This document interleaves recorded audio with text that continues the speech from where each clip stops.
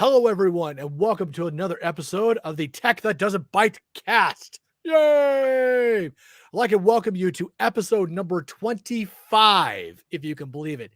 Yes, 25 episodes of this fine Byte Cast that Simon and I have done. And speaking of which, my co-host, my cohort, Simon C. Come on aboard there, my friend. What up, everybody? What's up? How you doing, buddy? Doing well. How are you? Rock on, rock on. 25 episodes. Yeah, I know. 25 episodes. 25, yeah. How have we been able to tolerate each other that long? I don't know. Oh my God, I don't know either. I don't know, but the 25th episode is your last episode. Oh, no, I don't want to be fired. Time to find someone a little bit different. You know? Yeah, God, thanks, Dad. Appreciate that. Jeez, I'm just I feel kidding. special. I'm just kidding. No, you're not. Lies, I can tell. Good deal. All right. Well, why don't we get started with our stories of the day and we'll go from there. Absolutely. Right. Go ahead, Jeff. First, we have Microsoft scrapping passwords. Ladies and gentlemen, even I can't believe this is actually happening and has come to fruition. And I would imagine Simon here being an IT professional, that this absolutely flies in the face of any kind of security that you and I are familiar with. And good God, I don't even know what else to say about it. But maybe this works. Maybe it doesn't. I mean, right now, there's a lot of people that use it. I'll tell you all about it. So Microsoft is now allowing you to scrap your password for Outlook, Xbox, and other online services. So biometric security keys and authenticator apps are letting tech companies try to bypass the flaws of a password-based login, which is, you hear about these server, breaches all the time. Yeah. Information gets stolen, passwords taken, who knows what. So last week, Microsoft opened up a new way to authenticate into Outlook.com, Xbox Live, OneDrive, and Skype, and in turn allow you to remove your password from the system. I'm still trying to get my head around. I know I'm still trying to get my head around this. This idea has been around for a few years during that time, and some 200 million Microsoft users have actually gone ahead and done this, which blew my mind too. Now, doing this now means that your sole means of logging in will be using some combination of either hardware security keys, biometrics like fingerprints, and Windows Hello face recognition, email codes, and the Microsoft Authenticator app, which does run on Android and iPhone. So good for that. That's good. Yeah. Well, unfortunately, other authenticator apps like Authy or Google Authenticator, and I can also speak for Duo Mobile as well, won't work with the QR code format that Microsoft uses to enable the passwordless accounts, which really sucks. I'm not thrilled about that personally. Can you just type it in manually? Type in which what? Usually it's either a QR code or you can type in the information manually on like your authenticator app. Yes, but the way that part of it works is that it generates a number, but if your authenticator app isn't reading the QR code correctly or can't read it or refuses to read it, you kind of get stuck. But you know what? I haven't quite tried it necessarily that way. I was trying to get some other ways in a more automated fashion. Now, when you think about it, removing your password can increase the security of your account, which arguably is very counterintuitive, because the reason why is that if a hacker gets a hold of your password, as you know, if you're like most people, you use the same password for other accounts, which means that you are now hacked, or more specifically, you are now more vulnerable. So if your password gets hacked on one system, chances are other systems are now vulnerable because you're probably using the same password for it, right? So in short, it's kind of like enabling a two-factor authentication or 2FA, but you're not using SMS or text-based messaging to get the key to you, which is kind of cool. I know you got a good feeling about that too. Yeah, I know you got version of 2FA. Yeah. Well, they could also just easily email you the password, but the problem is that if you're using, your email and a password that also happens to be your email password, you've really screwed yourself. So there's a lot of ways or a weak email password. Right. You're really screwed. Yeah. Right. Yeah. God. So now I did actually try this myself, and I do have Skype, and I wasn't quite able to get this to work properly. Now, I didn't use Microsoft Authenticator, so I used Duo Mobile, as I mentioned before, because that's actually one that I use for Instagram and some other stuff. And interestingly enough, it did scan the QR code so it could create a profile inside of it. And then when I logged into the Skype program, not the web-based version, like the actual program I have installed here, it would keep sending me authentication keys to my email instead of asking for my dual mobile key. So unfortunately, it comes across to me as being very in-house, which is bad. I'm not a big fan of that myself. It should actually allow you to open up to other authenticator programs and whatnot, so that you get a wider spread. I mean, if I'm only using Skype, which I'm not using Microsoft for pretty much anything else except for Skype, I mean, granted, worst case scenario, I could just drop Skype and just move on with my life and use other stuff like Discord. Well, I mean, but there's other services too besides Skype. Exactly. Like there's. What's that? Outlook. Your Office 365. Well, right. But if you're using non-Microsoft stuff, there's plenty of alternates out there, so you could just drop Microsoft. No, I mean for the authenticator app. Now, if you need to use Microsoft services for work or even personal life, and you don't want to use Microsoft Authenticator app, you want to use something else. That's kind of stupid. Yeah, no, I agree. That's kind of unfortunate they're limiting it that way, but that's what they're doing. I mean, there's always some stupid thing that everyone has, right? Just one little thing. Just one little thing. It's gonna be perfect, but then this one little dumb thing that they implement, which really gonna turn people off. Yeah, no, it's unfortunate. That use other authenticator apps. Yeah, I mean, they should open that up to it, but right now, if you got Microsoft Authenticator, you should be able to get in passwordless and all that cool stuff. So basically, it's like forcing 2FA. You can choose to do it. You just have to log into your live.com, your Microsoft account to do it. You go to the advanced security area, you pop that sucker on. It'll re-authenticate you or something nuts like that, and then you should be able to go ahead and do it. But the QR code is only readable by Microsoft Authenticator, which really stinks. But boo. Yeah. Boo. Fix it, Microsoft. Fix this. Fix it. Exactly. All right. But I thought that was kind of wild and cool. And I know, like, as an IT guy yourself, and me as a former tech rep and whatnot, not having a password is like, yeah, wow, okay, but it's also a problem. It's also a source of hacking, and maybe they could do this to email, which would be super cool, to authenticate into your email. And that would just make life a lot easier and simpler that way. Because if your email gets hacked, you get screwed, for spamming and all sorts of other jazz about that. Yeah. God, they can fix that. I mean, it's hard to get 2FA. It's not hard to enable it. It's hard to get people to use it. It's hard to get people to enable it and then use it. Right. That's the hard part. It's at the end of the day, it's always about the end user. Like, yeah. How smart is the end user? Not how smart. It's more like, will this be a inconvenience for them? Exactly. That's always what it is. It always comes out that, because if it's like, now I need to log in, then I need to open my phone, open this app, get the code every single time, or like every other time they ask, it's like, that's annoying. I'm just gonna turn off 2FA. Yeah. Well, what's even worse is that people get inconvenienced. I have to change my password again. It's been 6 months. Yeah. I'm like, wow, 6 months. Holy God. And it is a pain in the butt. I'll be the first to admit that. Oh yeah, it's definitely. a pain in the butt, but it's the nature of what it is. But yeah, you force this.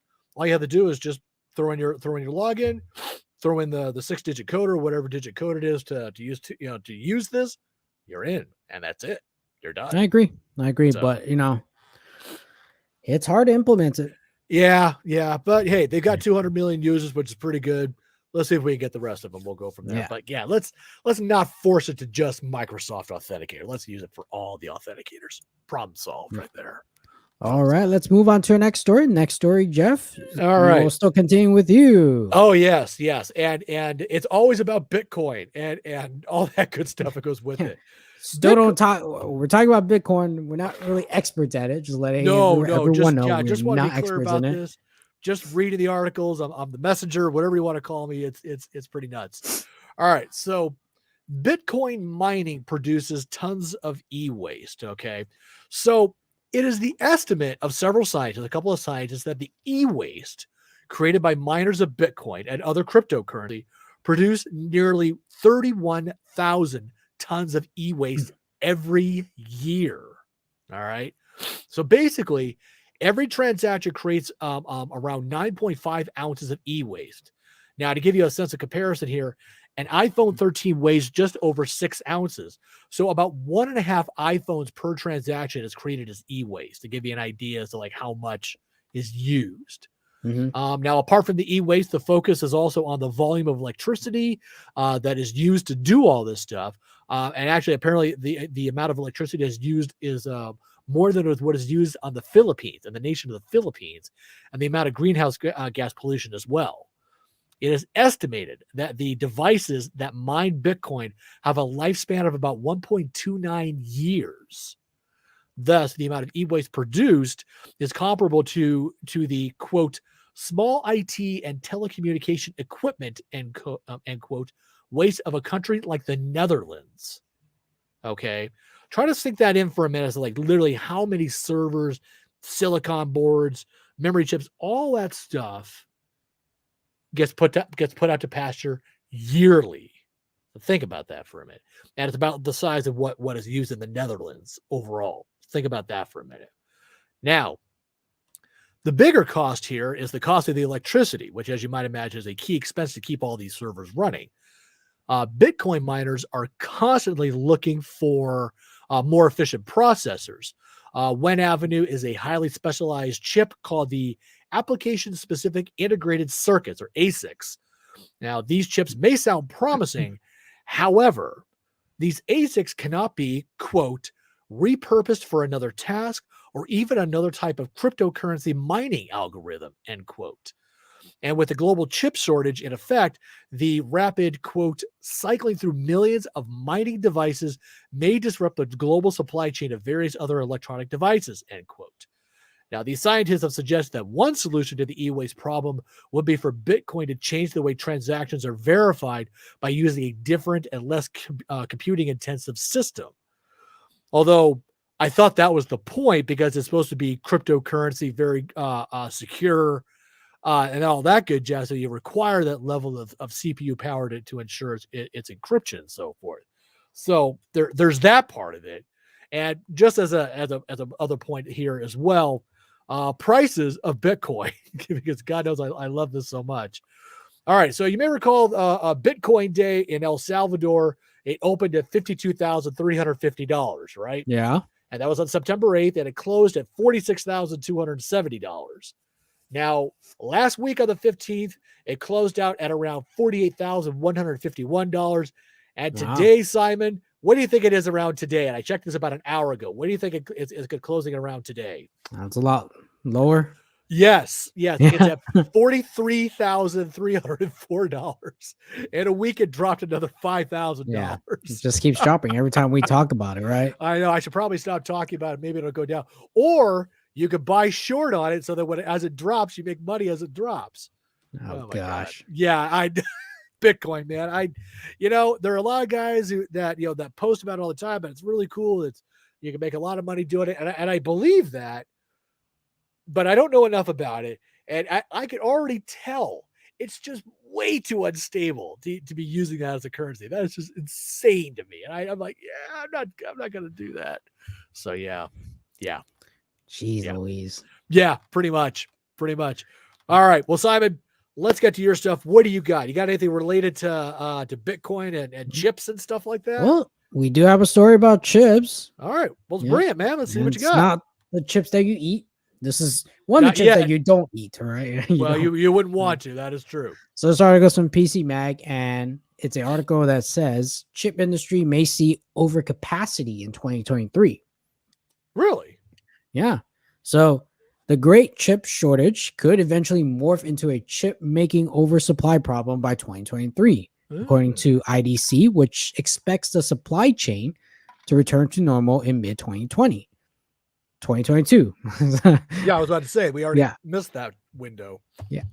The industry will see a normalization and balance at the middle of 2022, with a potential for overcapacity in 2023 as larger scale capacity expansions begin to come online towards the end of 2022, the research firm predicts.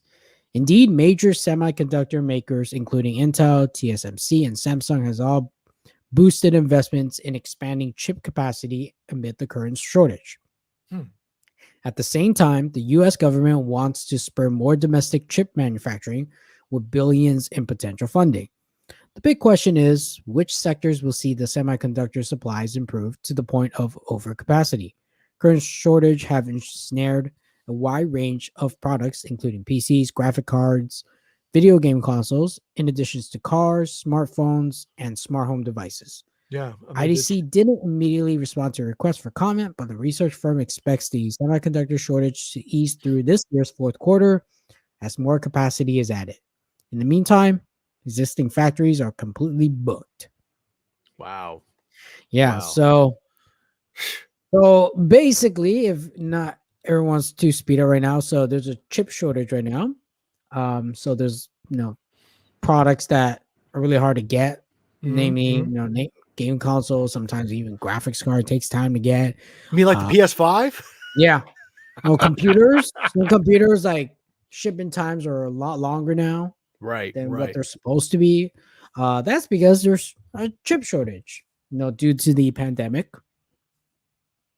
For sure. That caused a lot of supply chain issues. But, they're estimating that by 2023, there'll be a lot more chips than, they can actually sell, or there'll be a lot more in storage. People are not buying it because they might have bought a lot more and they don't need it. So. Well, it's interesting. I mean, obviously we have a shortage, so I would imagine, manufacturers are going to probably try to overcompensate. That's a possibility. But by the same token, they could easily just maintain the level of supply that they're producing at, maybe up it a little bit to kind of help ease some of the demand. But at that point, they're going to reach a tipping point. It's not as it's going to be. They're going to know. I mean, they're going to feel it when they finally have like supply and demand met at the same time, as opposed to being the demand still so overwhelming, but the supply not there. And eventually they're going to see this tipping point. They're going to feel it. And I would think at that point they could just pull back on their production and just go, oh yeah, hey, we need to slow this down a bit so we're not left with this high inventory and then losing all this money because supply is now greater than demand. So they got to start selling the chips for cheap, which wouldn't necessarily be a bad thing for us, the consumer, if we want to get new chips and so forth, in 2023. But still, I can't imagine why they would make an effort to overproduce. I mean, I didn't quite catch it. Were there numbers that they predicted as to how much of a overproduction there would be, or is it just they're merely speculating? It's a speculation. It's speculation, yeah. I'd imagine. I don't wholly agree. I think there will be, but I don't think it's going to be as big a supply glut as they think it might be. I think if there is going to be one, it's going to be very slight. We're not going to see any big differences in the prices. I think the way we'll know is if you're able to get a PS5 by then we're good. We're good. I got a PS5 in a month. I couldn't believe it. Yeah. Oh wow, or the chips day are supplied. Or the day of, right? Yeah. Oh my god. I just you just go to like a Best Buy and then just pick one. If you can pick one off the shelf, easily, then the supply chain of chips are getting back to where it used to be. This isn't the display model. This is an actual brand new PS5. Yes. Oh, I came off that truck. Just came go after that truck. Don't go after that truck. Exactly. Get a whole bunch, sell it on eBay, just like everybody else is. Yeah, pretty much everyone did. So I'm thinking, hopefully by 2023, everything will be better. I'd imagine so. I'd imagine by 2022, and frankly, it'd be a lot better, especially when they hit that tipping point of where supply and demand are pretty much in the same ballpark. Well, we don't know if will it be 2022. So. Well, if they're saying 2023 is 2021 now, I mean, I'll give you 3 guesses where that's going to go. But, law of averages, I would say. But still, I would be surprised if there was like a big glut of chips. I would be shocked by that. It would be astonishing that they can get the raw resources to pull that off, especially in light of all the Bitcoin mining I was talking about earlier. Because that takes up a lot of chips too, a lot of e-waste and all that stuff that they got to find, recycle, or if they're able to recycle that. And the recycling for e-waste, frankly, isn't that high. It's like less than 20%, and that's in countries like ours versus like some of the poorer countries that do this, where they don't even have an e-waste program at all. So it's I don't know. I'm hoping that if this trend is right, then I would say that the manufacturers should see roughly when supply and demand are being met at roughly the same time, and they can pull back the production just a little bit so they're not going to have a big heavy inventory when all is said and done going into 2023. That'd be the way they should do it. But granted, by the same token, they could, put some money out there, gather all this e-waste that's in all these other places, other countries and whatnot, and just recycle that stuff instead of having to mine for more raw resources to get the chips made. We shall see. Yeah. We'll blink our eye on 2023. We'll be here very soon. We're already halfway 2021. So yeah, I know, but let's not blink too hard to skip 2022 necessarily. It's I want to enjoy every year that's coming to me, damn it. So yeah.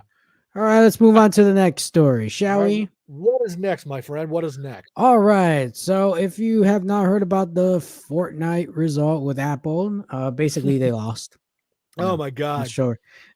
So now this is an article from Mac Rumors. So Apple won't allow Fortnite back in the App Store until legal battle ends due to Epic's duplicitous conduct.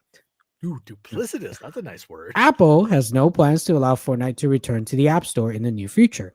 Apple's lawyers told Epic lawyers versus lawyers. I'll tell you what they say. I got 2 words for you, buddy.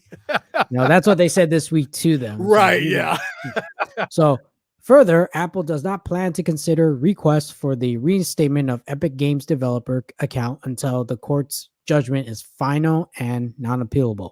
That makes sense. A process that could span years. Oh, good Lord. God, jeez. Apple provided this information to Epic Games after Epic CEO Tim Sweeney emailed Apple's Phil Schiller and asked for Epic Games developer account to be reinstated.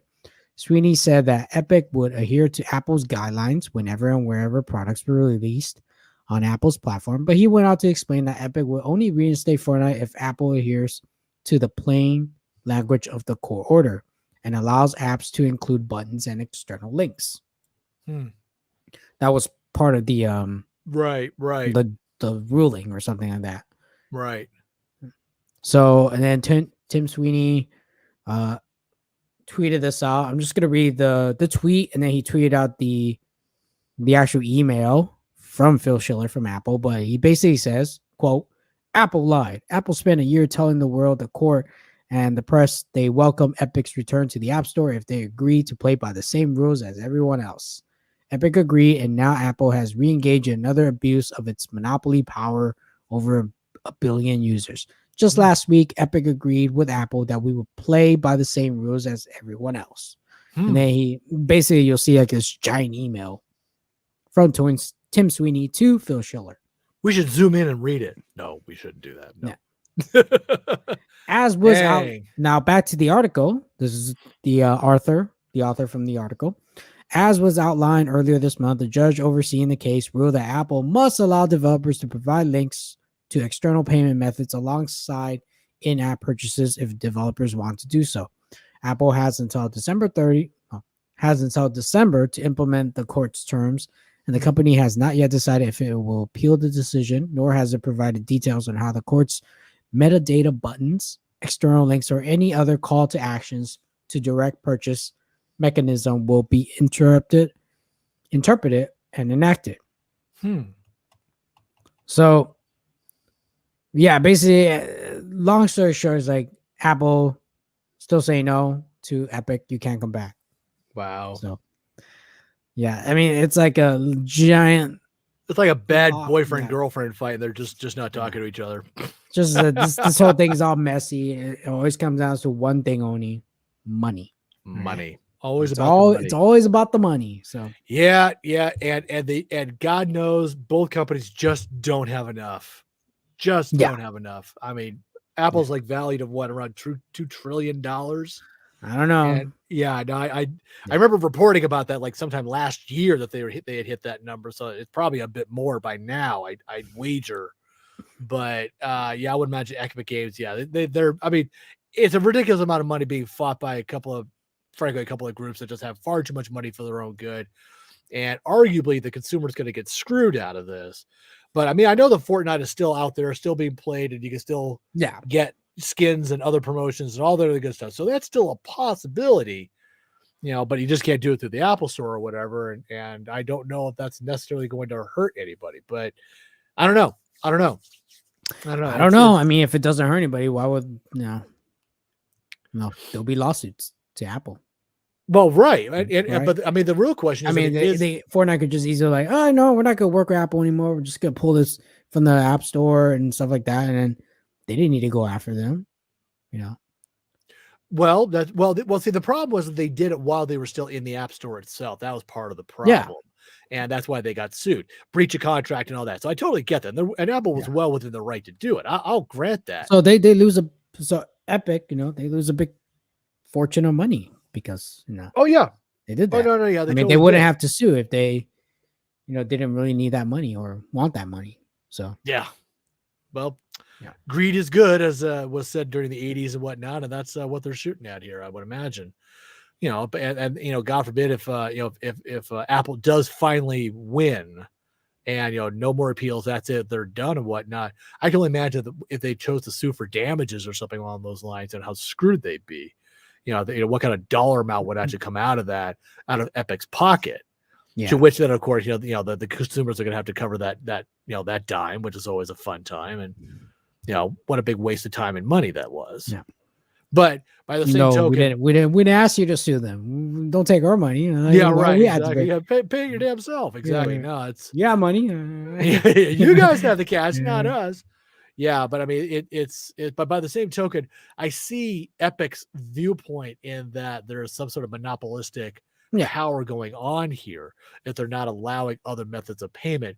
But Epic, it did try to circumvent this, and that's actually what brought the whole thing in the first place. Now, whether Epic is right or not, that's basically the debatable part of the whole thing. I mean, I'm inclined to agree with Epic on this, but they did breach contract, and that's why. Yeah, and that's why they're being sued. So it's yeah. Let's move on to the next story. If we can only get like 1% of all the money getting thrown around, man, that would be grand. Just 1%. Yeah. That's all that. Instead of us throwing the money at the companies, right? Exactly. Instead of the other way around. Ooh, that's a new skin. I want to pay $8 for that. Anyways, and our next story, good sir. What is our next story? All right, let's end the story with some good news for a change. Yeah. So I always said that Roku is one of my favorite streaming devices because it is, because you are always all over that. Yeah, because it's just as good, almost just as good as Apple TV. All right. But it costs, the major plus is that it costs less than an Apple TV.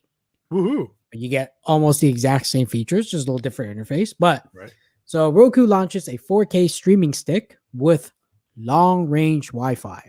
Ooh. So 2 versions will be offered. This is an article from PC Mag with a 4K plus option, including the recharging. Let me read that again.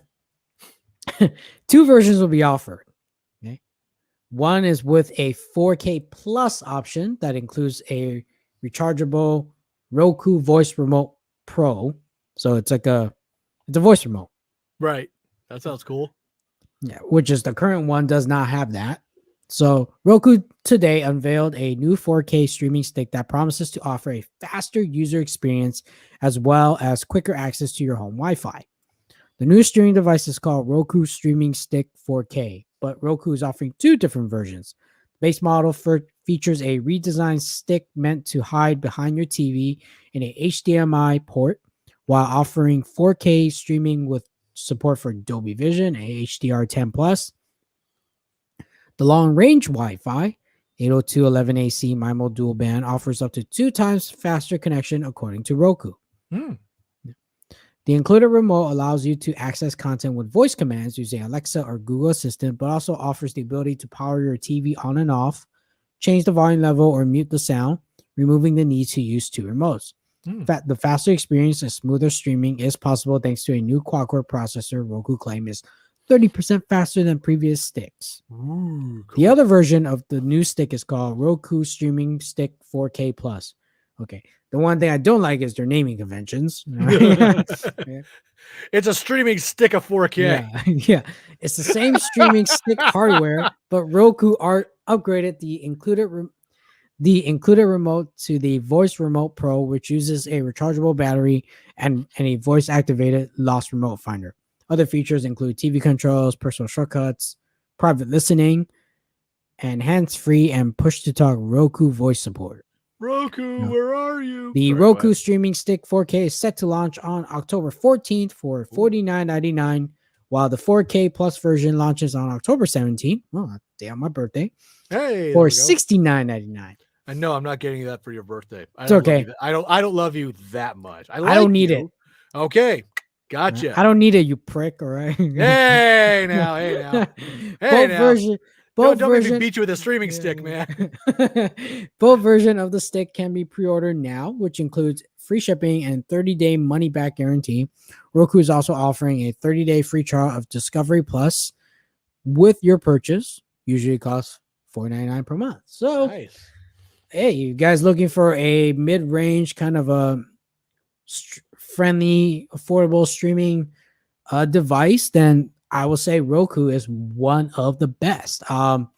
Hopefully they fix some of one of the issues that I had with the Roku streaming stick is that if you place the streaming stick in right behind the TV, which most likely you will be doing. Right. Yeah. That's usually where it goes. And then you place it very close to the TV, it has a tendency to overheat it.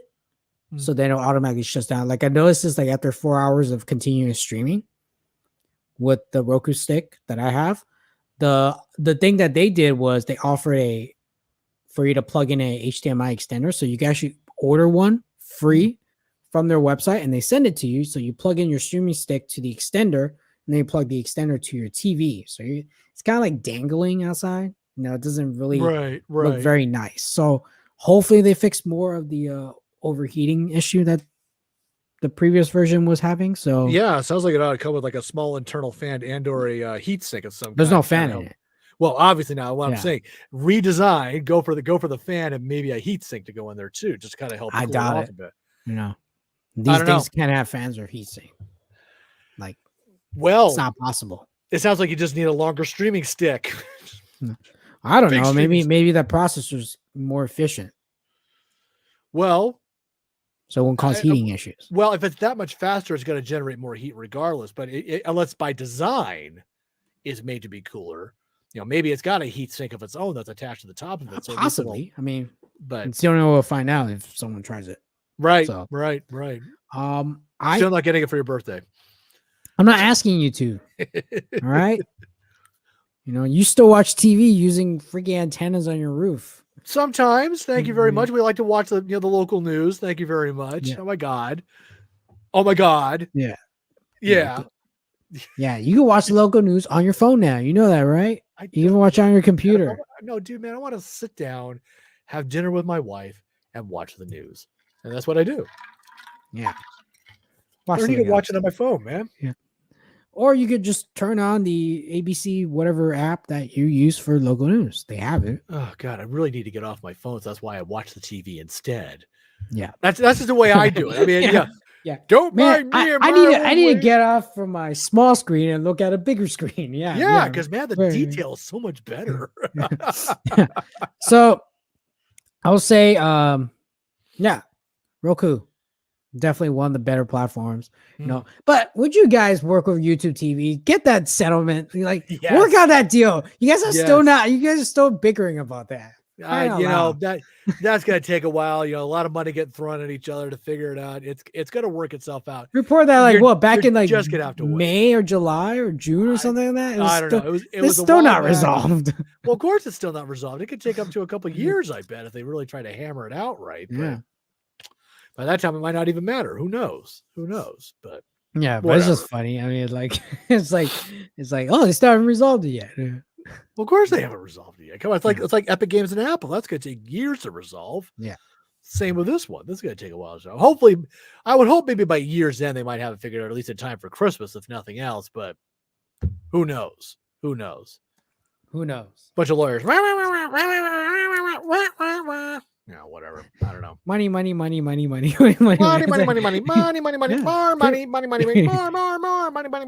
Yeah, it's pretty much. Yeah, pretty much. You just summarized how our country works. Pretty much, yes. Welcome to capitalism. Please enjoy your stay. Exactly. All right, everybody. Well, that does it for this week's episode. Yeah. If you like this video or any other videos that we've been making, please make sure to hit that thumbs up button, subscribe to the channel, hit that notification button so you get notified when we go live, when we got new videos. If you like our podcast, we want to thank you for listening. If there's a way you can leave a review in your favorite podcasting app, please do so. Or if we're not on your favorite podcasting app, but you like watching us here on YouTube, let us know what that podcasting app is, and we'll gladly hook ourselves up to it and so forth. Definitely come and visit our website at TechThatDoesn'tByte.com. You can learn more about us. You can see links to all of our reviews and all of our bytecasts and all the good stuff that we do just for you. Yep, absolutely. But until next time, we will see you in the next episode. Absolutely. Take care, and thanks for joining us today. Bye, everyone. Bye.